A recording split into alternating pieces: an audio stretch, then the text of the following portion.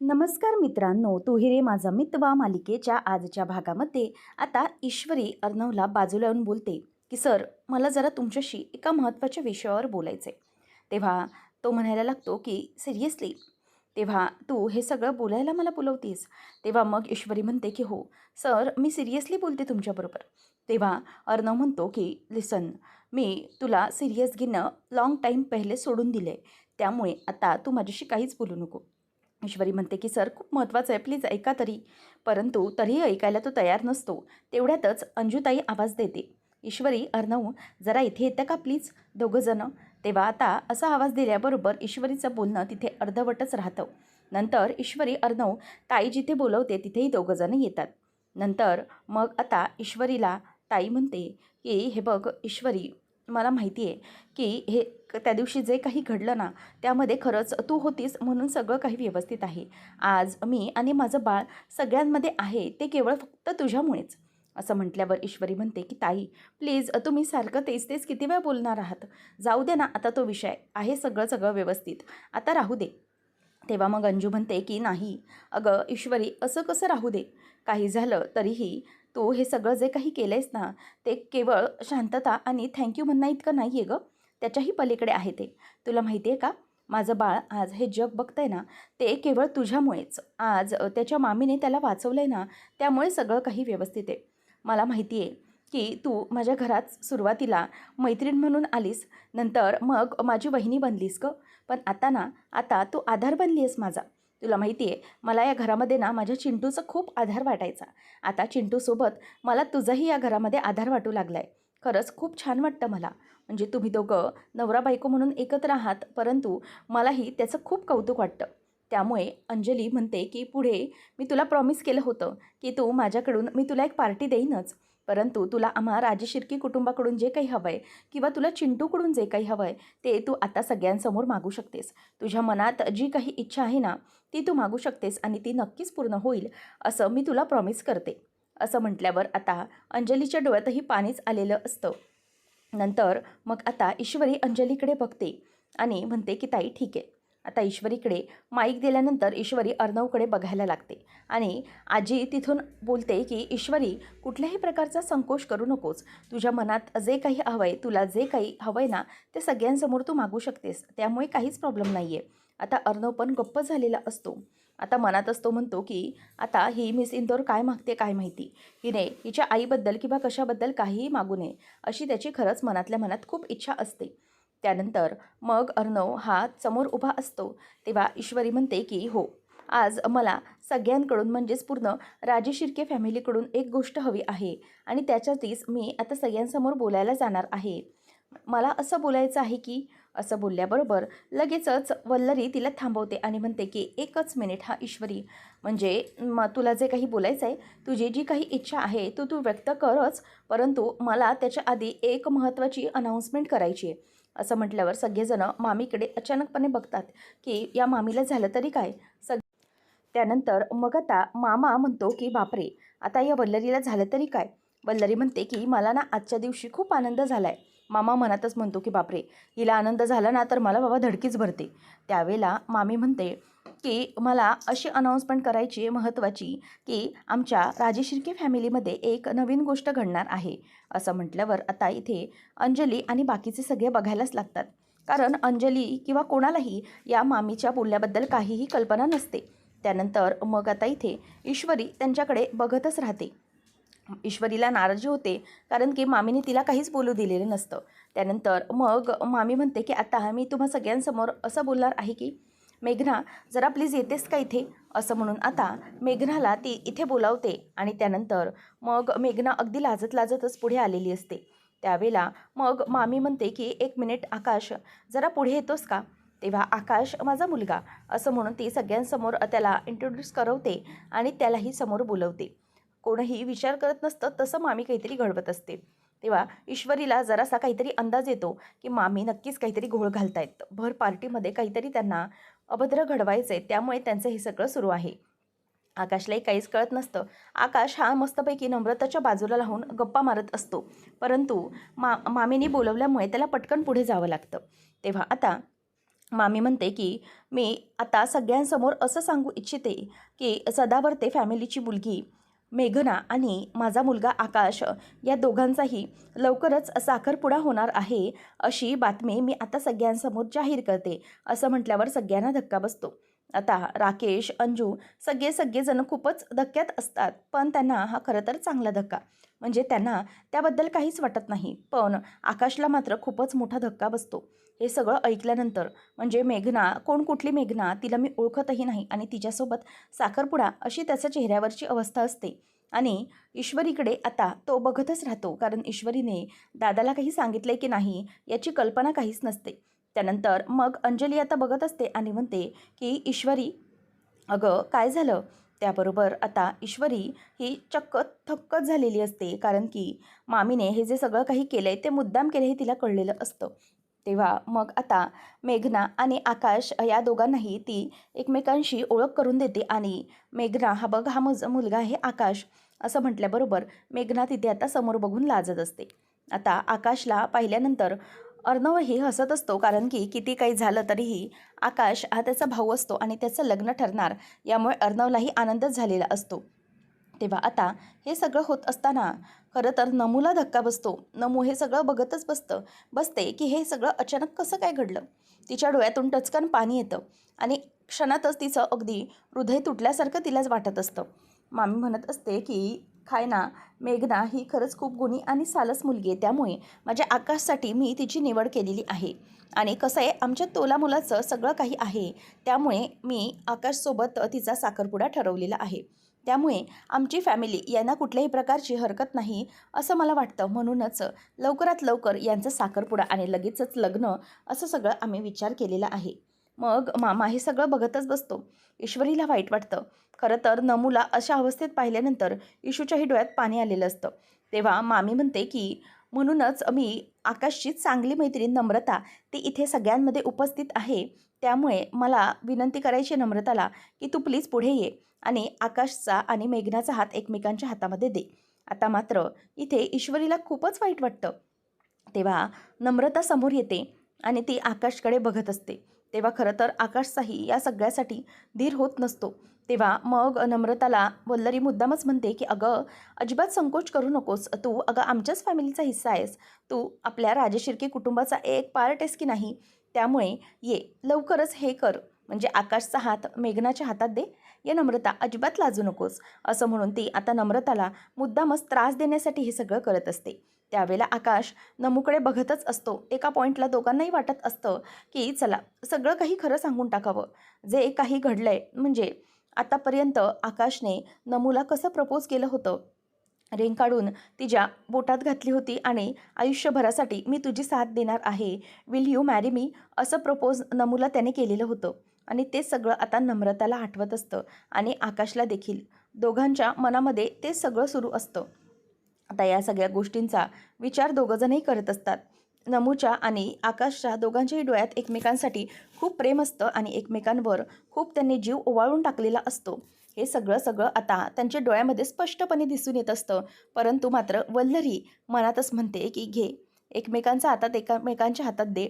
तुला काय वाटलं, तू सहजपणे राजशिर्के कुटुंबाची सून होशील, माझी सून होशील? अजिबात नाही, असं म्हणून मामी आता सगळ्या गोष्टी अगदी रागाने बघत असते आणि मनातच तिच्या लाडू अगदी फुटत असतात. त्यावेळेला नम्रता ही आकाशकडे बघते आणि मग मामी म्हणते की अगं नम्रता, नको संकोच करूस, दे एकमेकांचा हातात हात. त्यावेळेला आता नमू ही त्याचा आकाशचा हात तिच्या हातामध्ये घेते. खरं तर आकाशने त्याच्या हाताची मुठी अगदी घट्ट करून ठेवलेली असते, कारण की त्याला त्या मेघनाच्या हातामध्ये हात द्यायचाच नसतो. मग नम्रता ही आकाशचा हात हातात घेते आणि मेघनाचाही हात हातात घेते आणि नंतर मग दोघांचे हात एकमेकांच्या हातामध्ये देते. आता असं केल्यानंतर वल्लरी आणि बाकीचे सगळे जोरदार टाळ्या वाजवायला लागतात. खरं तर मामाला याबद्दल काहीही कल्पना नसते, नम्रता आणि आकाशच्या प्रेमाबद्दल, परंतु त्यांना सगळेजण अगदी चेअर करत असतात. मेघनाही आता आकाशचा हात हातात घेऊन खूप लाजत असते आणि त्यांचा हात एकमेकांच्या हातात देऊन नम्रता मात्र गपचूपपणे बाजूला झालेली असते. तिला माहीत असतं की ह्या सगळ्यामध्ये आता आपलं काहीही काम नाही, त्यामुळे ती पटकन बाजूला होते. आता नम्रताला या सगळ्याचं खूपच वाईट वाटतं आणि मग नम्रता तिथून गपचूप निघून जाते. आता ती निघून गेल्यानंतर मात्र ईश्वरी तिच्याकडे लांबूनच बघत असते. नम्रता ही निघून गेल्यावर आकाशही अगदी खूप वाईट फील करत असतो. सगळेजण आता टाळ्या वाजवत असतात. मामी म्हणते की चला सगळेजण या दोघांसाठी टाळ्या वाजवा, असं म्हणून आता सगळे फॅमिली म्हणजेच राजे शिर्के आणि सदावर्ते फॅमिली टाळ्या वाजवायला लागतात. तेव्हा मग अंजली आणि मेघना आणि आकाश या दोघांना एकत्र उभं करत फोटो काढत असते. त्यावेळेला आता वल्लरी म्हणत असते की सदावर्ते फॅमिली प्लीज पुढे या, लवकरच आपण आता व्याही होणार आहोत, त्यामुळे आपलं हे सेलिब्रेशन झालंच पाहिजे ना, असं म्हणून ते त्यांच्यामध्ये फॅमिली सेलिब्रेशन करत असतात. आणि तेवढ्यातच आता तुमची मेघना लवकरच आमची होणार आहे बरं राजे शिर्केंची, असं मामी बोलायला लागते. बाजूला उभं राहून नमू ते सगळं ऐकते आणि आता नमूच्या मनातला धीराचा बांध अगदीच फुटलेला असतो. आणि काही झालं तरीही आता पुन्हा आपलं लग्न मोडलं, म्हणजे पहिल्यांदा लग्न मोडलं आहेच त्याचं दुःख मनात असताना दुसऱ्यांदा पुन्हा एकदा आकाशसोबत प्रेम असताना असं घडणं, याचा तिला खूप त्रास होत असतो. तेव्हा नम्रता अगदी चेहरा पाडून तिथून निघून गेलेली असते आणि हे सगळं राकेश नोटीस करतो. आणि राकेशच्या लक्षात येतं की नक्कीच काहीतरी गडबड आहे, ज्यामुळे हे सगळं घडते. त्यावेळेला आता ईश्वरीच्याही डोळ्यात पाणी असतं आणि मग ईश्वरी म्हणते की नाही, ताईला ह्या सगळ्याचं खूप वाईट वाटलेलं दिसतंय, त्यामुळे ताईला या सगळ्यामधून बाहेर काढायलाच हवं.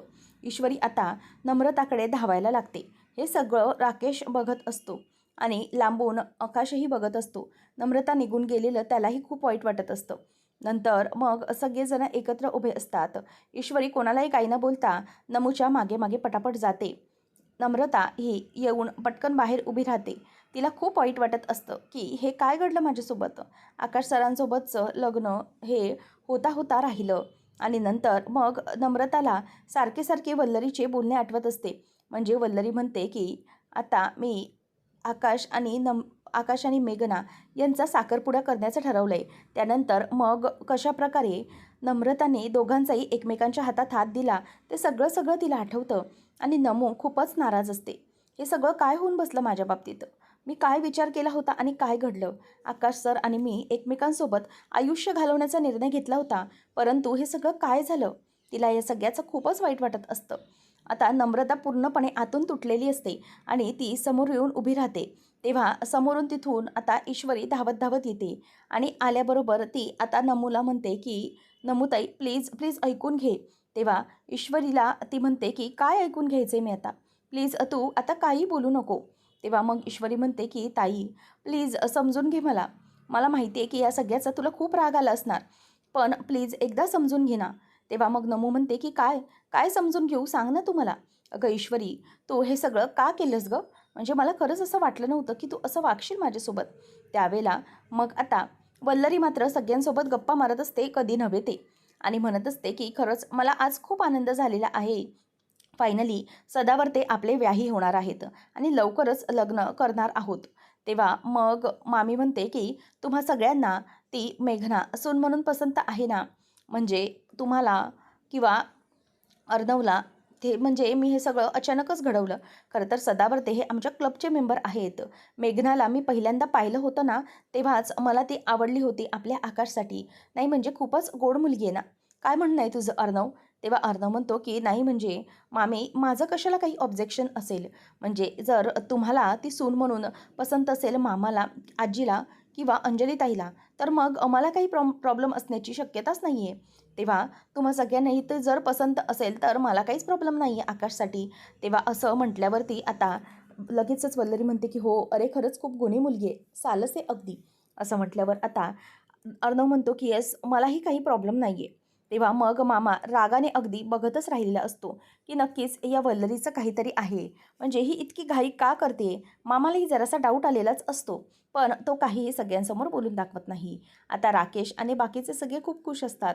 मामी म्हणते की फायनली आपल्या घरामध्ये आता कित्येक दिवसानंतर आनंद आनंद येणार आहे, म्हणजे इतकी मोठी चांगली बातमी घडली आहे, त्यामुळे मला खरंच खूप आनंद होतोय, असं मामी सगळ्यांना बोलून दाखवत असते.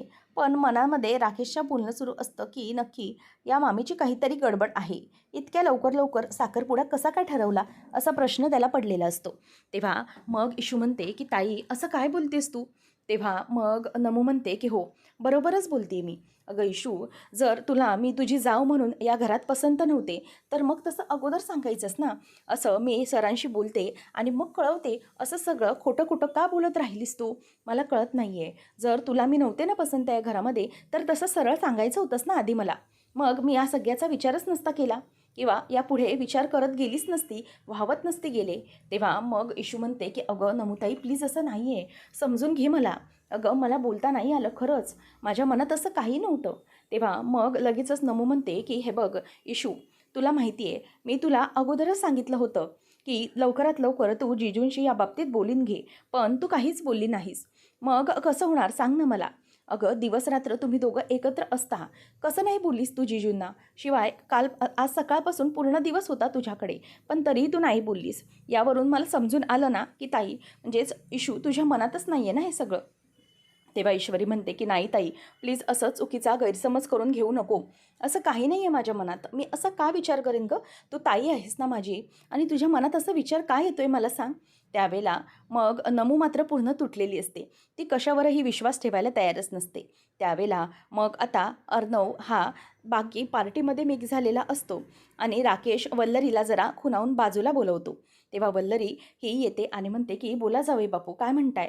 तेव्हा मग राकेश म्हणतो की वा मामी, म्हणजे खरंच खूप भारी गेम केलात हो आज तुम्ही. म्हणजे आम्हाला आज कल्पनाही नव्हती की तुम्ही चक्क आकाशची एंगेजमेंट सगळ्यांसमोर डिक्लेअर कराल. पण तुम्ही तर भारीच केलं आज, म्हणजे मानलं पाहिजे तुम्हाला. तेव्हा ती म्हणते की हो, खरं तर ही मुलगी मला आवडतच होती आकाशसाठी आणि म्हणूनच आज मी सगळ्यांसमोर जाहीर करून टाकलं. तेव्हा राकेश म्हणतो, पण एवढ्या तडकाफडकी करण्यामागचं कारण काय समजू शकेल का मला जरा? म्हणजे आपण दोघंही एका टीममध्ये काम करतो. तेव्हा वल्लरी म्हणते की हे बघा जावई बापू, आपलं या आधीच ठरलंय ना की आपण जे काही करायचं आहे त्या कामामध्ये एकमेकांना मदत करायची, फक्त जास्त एकमेकांच्या प्लॅन्सच्या खोलामध्ये शिरायचं नाही, बरोबर ना? तसंच आपण करायचं आहे. तेव्हा राकेश म्हणतो की हो, तुमचं म्हणणं बरोबर तर आहे, पण ना कसं आहे ना, मला जरा वेगळं वाटतंय. कारण की या सगळ्या गोष्टी या अशा घडत आहेत, त्यामुळे मला जरा प्रॉब्लेमच वाटतोय. त्यानंतर मग आता मामी त्याच्याकडे बघतच राहते. राकेश म्हणायला लागतो की पण मामी, हे सगळं कळलंय मला, थोडंफार तरी कळलंय की तुम्हाला काय बोलायचंय. तेव्हा मग लगेचच ती म्हणायला लागते की बरं ठीक आहे. मग मामी तिथून निघून गेल्यानंतर राकेश म्हणतो की मला चांगलंच माहिती आहे या मामीने हा प्लॅन कशाला केला आहे तो. म्हणजे ईश्वरीचं नाक ठेचण्यासाठी, ईश्वरीची बहीण नम्रता हिला बाजूला करण्यासाठी मामीने हा सगळा प्लॅन रचवला आहे, हे तर माझ्या लक्षात येते, असं मनातल्या मनातच आता तो स्वतःला बोलत असतो. नंतर मग राकेश मनात म्हणतो की बरंच झालं हे सगळं केलं. आता त्या ईश्वरीची हालत अशी झाली असेल ना, कोणीच कोणाचं ऐकून घेणार नाही. ना ईश्वरीचं ती नमू ऐकून घेणार, ना अर्णव ऐकून घेणार. आता भारी मजा येणार आहे. नंतर मग सगळे फॅमिली म्हणजे सदावर्ती फॅमिली वल्लरी आणि मामासोबत गप्पा मारत असतात. तेवढ्यातच आकाश बाहेर जातो आणि म्हणतो की एक minute Namrata, please I am very sorry, please माझं ऐकून घे. तेव्हा मग नम्रता म्हणते की एक मिनिट आकाश सर, यामध्ये तुमची काहीच चूक नाही आहे. म्हणजे तुम्हाला या सगळ्याची काहीच कल्पना नव्हती की हे सगळं असं घडणार आहे अचानक. पण आता काय करणार? घडलंय ते, तर आपण आता त्याला काही बदलू शकत नाही. कारण ज्या मुलीवर मी विश्वास ठेवला होता, ती सगळं व्यवस्थित करेल. आपण दोघांनी विश्वास ठेवला होता. ती मुलगी तिने तर काहीच केलं नाही आहे ना. त्यामुळे आता मी काही करू शकत नाही. माझ्याही हातात आता काहीच उरलं नाही असं वाटतंय आणि सगळं संपल्यासारखं वाटतंय. तेव्हा मग ईश्वरी म्हणते की प्लीज, प्लीज नमुताई थांब. प्लीज चुकीचं समजून घेऊ नकोस. ऐक ना माझं. तेव्हा मग नम्रता म्हणते की आता काय ऐकायचं ईश्वरी? सगळ्यांनी बोलून मोकळे झाले ना, बघितलंस ना सगळं काय झालं ते. फायनली मला त्यांचा हात हातात द्यावाच लागला ना. तेव्हा ईश्वरी म्हणते की हे बघ नमुताई, मी बोलणारच होते अगं. मी खरंच प्रयत्न करत होते अर्णव सरांशी बोलण्याचा. पण ते माझं काही ऐकूनच घ्यायला तयार नव्हते, की काही सांगायचे की वगैरे. आणि बघितलं ना, मी सगळ्यांसमोर जाहीर करणार तर मामीने स्पीकर कसा काय स्वतः बाजूने घेतला, तिने माईकच खेचून घेतला होता. पण थांब ताई, आता तू काहीच बोलू नको. मी आत्ता लगेच जाते आणि अर्णव सरांसोबत या बाबतीत बोलते. असं म्हणून ती दोघांना तिथेच थांबवते आणि धावत धावत अर्णवकडे जाते आणि म्हणते की अर्णव सर प्लीज माझं ऐकून घ्या. प्लीज मला काहीतरी सांगायचं आहे, प्लीज माझं ऐकून घ्या.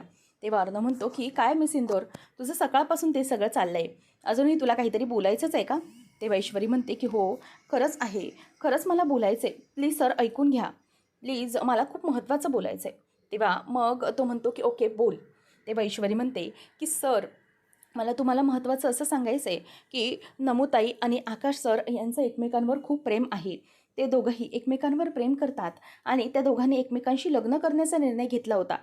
हे ऐकल्यावर तो म्हणतो, "व्हॉट? काय हे सगळं?"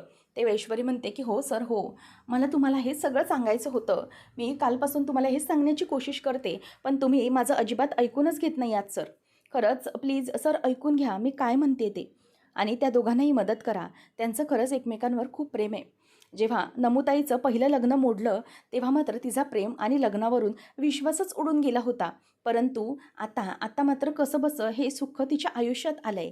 तिने विचारही नाही केला असेल की तिच्या ओंजळीत हे प्रेमाचं सुख पडेल, परंतु ते पडलंय. त्यामुळे प्लीज सर तुम्ही विचार करा ना.